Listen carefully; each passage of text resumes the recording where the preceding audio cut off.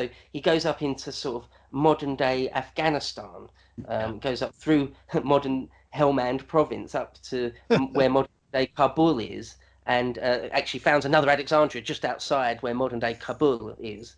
Um, and Bezos has gone across the Hindu Kush, a giant mountain range that's like a frozen sea of peaks and glaciers. And Alexander just, again, fearlessly just marches straight into it, a whole army straight across the Like Hindu a Kush. maniac, yeah. Yeah. He is actually a maniac. And on the other side of that is, well, the plains of modern northern Afghanistan, but it's like Bactria. And the Bactrian horsemen are sort of famed for being good. And they do sort of a hit and run style guerrilla warfare against Alexander's columns. And it's slightly more difficult to deal with than what Alexander's used to.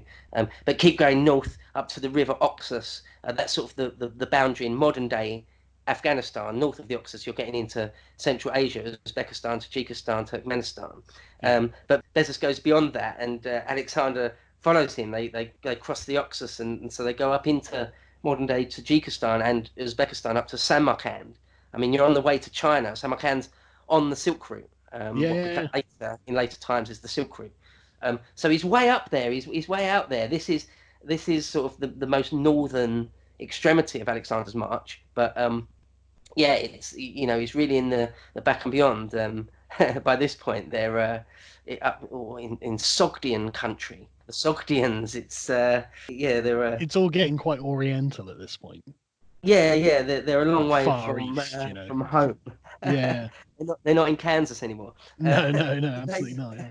And up there, few things happen up there. One, there's he gets married to one of the Bactrian Roxana, is it?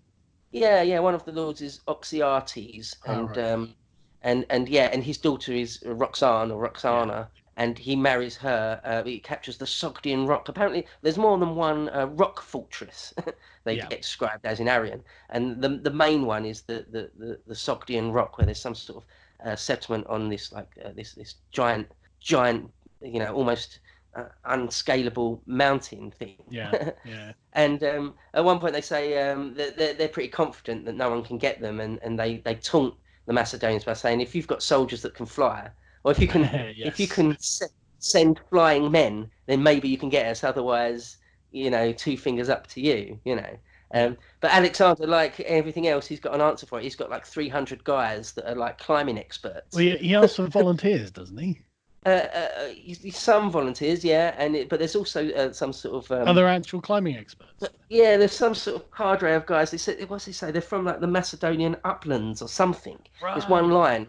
It just suggests that they're great at climbing, and it's that what they describe is that they make sort of makeshift pitons out of tent pegs, and they just scale at night in the dark, scale one side of this rock, and like 30 of them die in the attempt. So it's a serious thing. But when the sun comes up the next day, Alexander's herald. Yeah.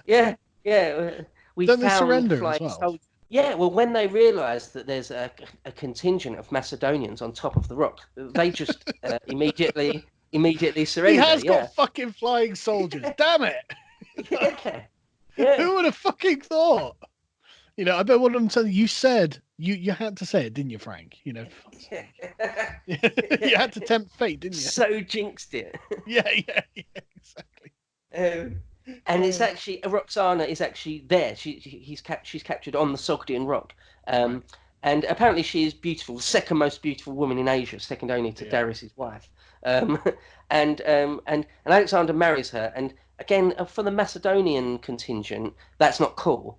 She's like a Bactrian, barbarian, in fact. Yeah, barbarian princess. Like you're supposed to marry a Greek woman, a Macedonian woman, ideally, or someone from Epirus or Peloponnesia at a stretch. Someone not back Greek, Hellenic. Yeah. Yeah, but it speaks to that thing that Alexander's trying to. Well, he's going native a bit, isn't he? He is a globalist, isn't he? And it's up at this stage of the adventure where, well, I feel that he goes across the Hindu Kush as one guy, and when he comes back across the Hindu Kush, he comes back the way he came. something's changed because he's married Roxana. Yeah. He's adopted much more Persian dress.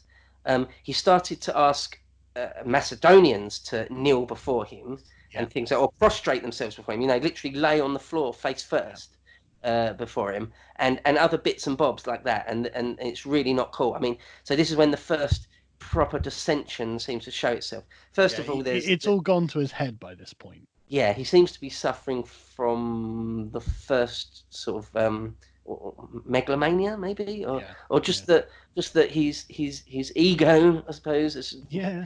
It's horrible to use these modern words, but his ego's getting a bit out of control. There's not enough people around telling him no, basically.